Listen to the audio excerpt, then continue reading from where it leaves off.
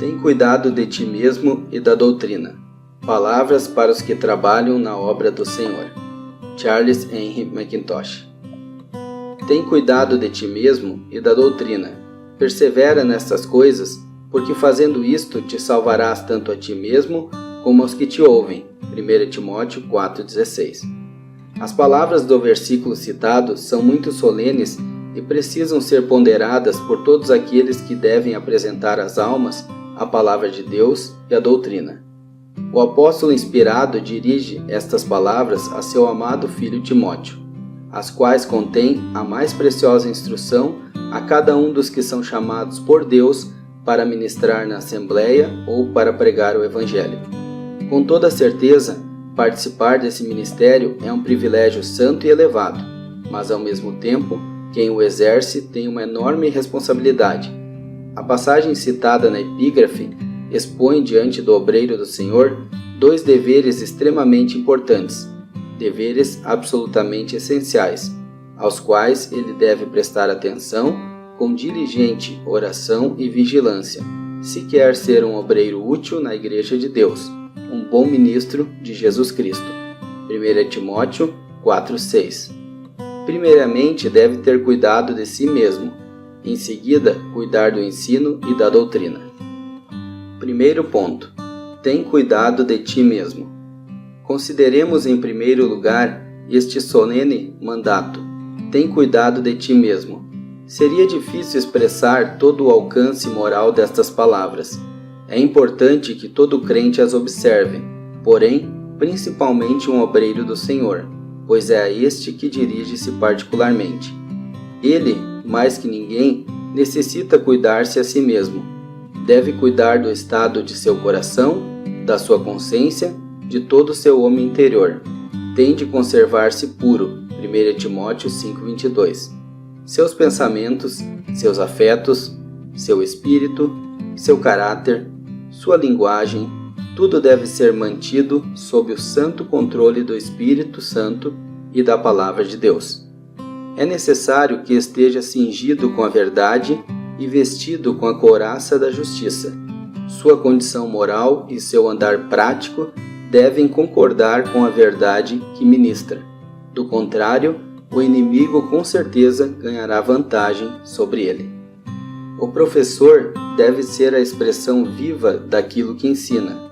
Pelo menos, tal objetivo deve ser perseguido por ele com sinceridade, com veemência e com perseverança. Deve desejar que esta santa medida esteja constantemente diante dos olhos de seu entendimento.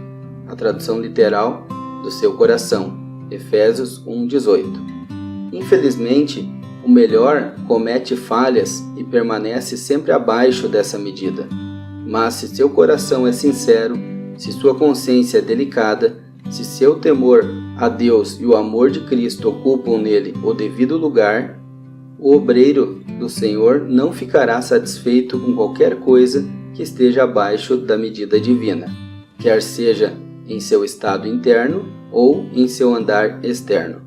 Em todo tempo e em todo lugar, seu ardente desejo será manifestar em sua conduta o efeito prático do seu ensino. Mas, ser exemplo dos crentes na palavra, na conduta, no amor, no espírito, na fé e na pureza. 1 Timóteo 4,12. E quanto ao seu ministério, todo obreiro do Senhor deveria poder dizer: porque não nos pregamos a nós mesmos, mas a Cristo Jesus, o Senhor, e nós mesmos somos vossos servos, por amor de Jesus. 2 Coríntios 4,5. No entanto, nunca devemos perder de vista o importante fato moral de que o professor deve viver a verdade que ensina. Moralmente, é extremamente perigoso para um homem ensinar em público o que sua vida privada nega. Perigoso para si mesmo, desonroso para o testemunho e prejudicial para aqueles a quem ensina. Que deplorável e humilhante é para um homem quando ele contradiz com a sua conduta pessoal e sua vida doméstica a verdade que ele apresenta publicamente na Assembleia.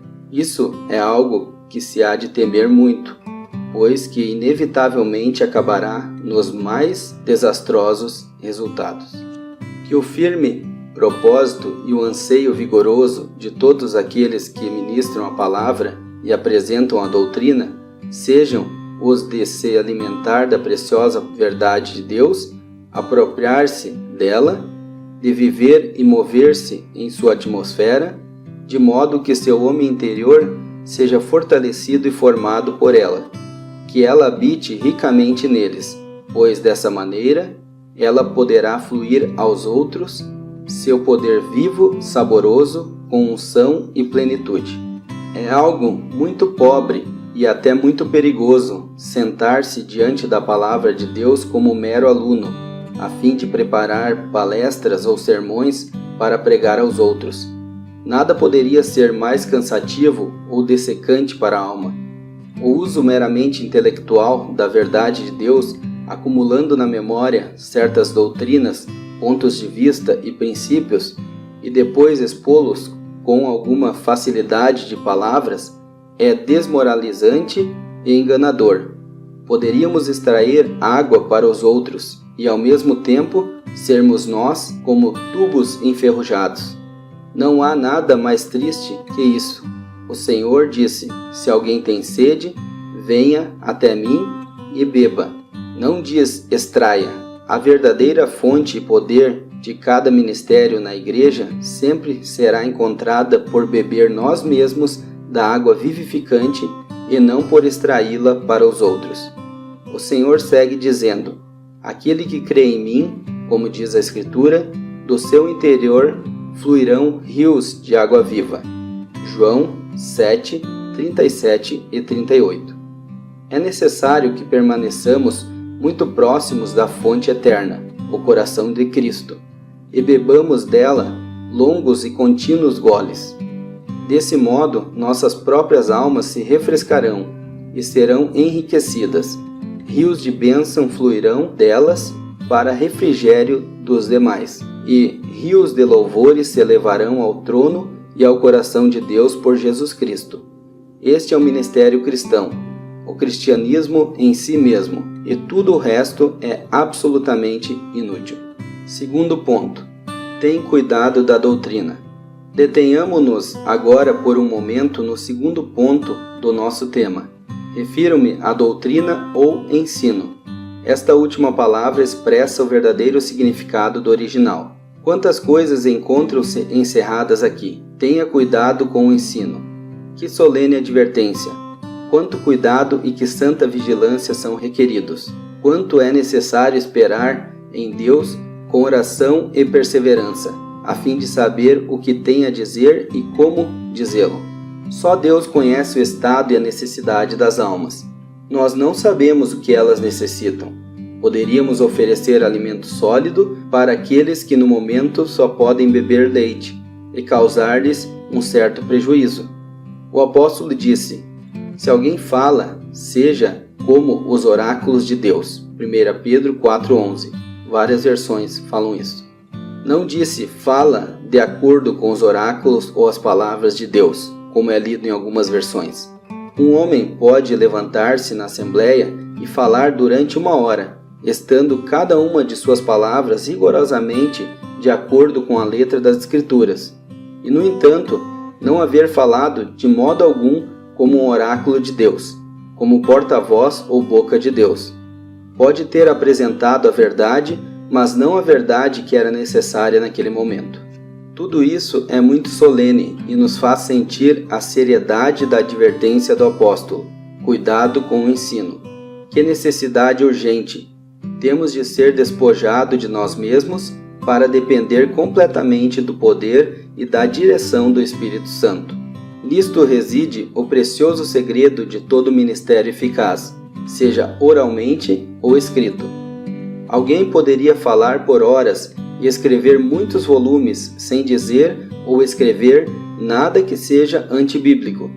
Mas, se não faz isso no poder do Espírito Santo, suas palavras serão apenas metal que ressoa ou como um símbolo que retine, e seus volumes um monte de resíduos de papel. Necessitamos permanecer aos pés do Mestre e tomar mais do seu espírito.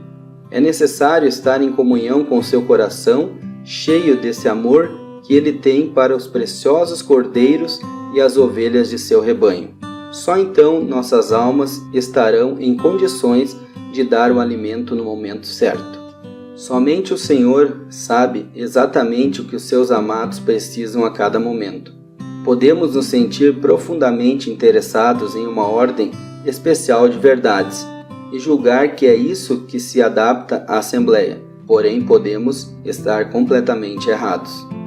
Não é a verdade que nos interessa, mas o que temos de apresentar é a verdade que corresponde às necessidades da Assembleia, e para isso é necessário esperar constantemente no Senhor de toda graça. Devemos fixar nossos olhos nele, com determinação e simplicidade, e dizer: Senhor, que queres que eu diga aos seus amados santos? Me dê a mensagem que lhes convém. Então o Senhor servir-se-ia de nós como seus canais. A verdade fluiria de seu amoroso coração para o nosso, e dali derramaria nos corações de seu povo, segundo o poder de seu Espírito. Oxalá se isso fosse assim para todos os que falam e escrevem para a Igreja de Deus. Que resultados poderíamos esperar? Que poder, crescimento e progresso manifestos na vida divina seriam notados. Os verdadeiros interesses do rebanho de Cristo seriam o objetivo de tudo o que se é dito ou escrito. Não haveria nada equivocado, nem se apresentaria nada estranho ou qualquer coisa que causasse susto ou assombro. Dos lábios ou das penas, somente brotaria o que é saudável, sóbrio e oportuno. Somente sãs palavras seriam ouvidas, que não podem ser condenadas, e se apresentaria unicamente o que é bom para edificação. 1 Timóteo 6,3 e 2 Timóteo 1,13. Que em toda a Igreja de Deus, cada obreiro aplique a si mesmo a advertência do apóstolo: tem cuidado de ti mesmo e da doutrina. Ensino. Porque, fazendo isto, te salvarás tanto a ti mesmo como aos que te ouvem. Lembre-os disto, exortando-os diante do Senhor a que não contendam sobre palavras, o qual para nada aproveita, senão para a perversão dos ouvintes. Tente diligentemente apresentar-se a Deus aprovado, como obreiro que não tem de que se envergonhar, que maneja bem a palavra da verdade. 2 Timóteo 2, 14 e 15. Charles Henry Mackintosh.